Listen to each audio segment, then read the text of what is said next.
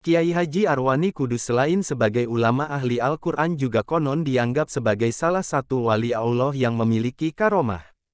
Salah satu kisah karomah Mbah Arwani Kudus yakni saat beliau mengalami musibah kecopetan di salah satu terminal Semarang.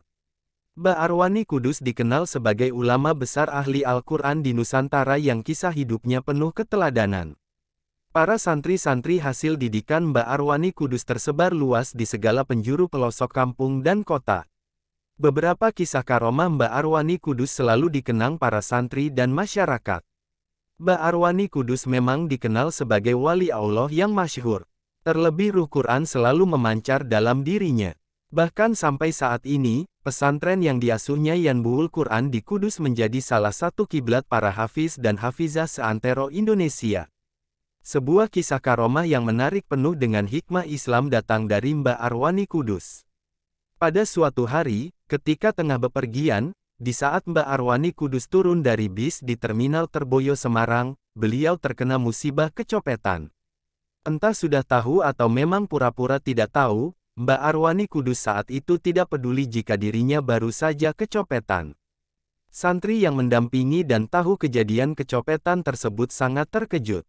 Seketika itu pula mereka bergegas mengejar pencopet. "Copet, copet!" teriak santri Mbah Arwani Kudus sambil mengejar pencopet itu. Meski demikian, Mbah Arwani Kudus tidak peduli dengan apa yang barusan terjadi dan seolah tidak terjadi apa-apa pada dirinya. Mbah Arwani Kudus nampak santai sembari sibuk dengan zikirnya, sampai-sampai santrinya harus memberitahu bahwa Mbah Arwani Kudus baru saja kehilangan dompet. "Kiai, jenengan baru saja kecopetan," kata santrinya memberitahu. "Oh iya," jawab Mbah Arwani Kudus santai. "Benar Kiai, tapi kami gagal menangkapnya." "Keterlaluan betul pencopet itu," kata santri itu. "Alhamdulillah, sudahlah kalian tidak perlu ribut-ribut. Saya bersyukur yang dicoba itu saya," ujar Mbah Arwani Kudus. "Apa maksudnya Kiai?" tanya santri itu penasaran dengan jawaban Mbah Arwani Kudus. "Syukur alhamdulillah, karena saya yang dicopet, bukan saya yang jadi pencopetnya," jawab Mbah Arwani Kudus. Mendengar jawaban Mbah Arwani Kudus itu, tentu saja para santri dibuat bengong. "Kok bisa begitu Kiai?" tanya santri kian penasaran. "Sekarang, apa jawab kalian jika aku tanya lebih baik mana menjadi orang yang dicopet atau menjadi tukang copet?" tanya Mbah Arwani Kudus kemudian.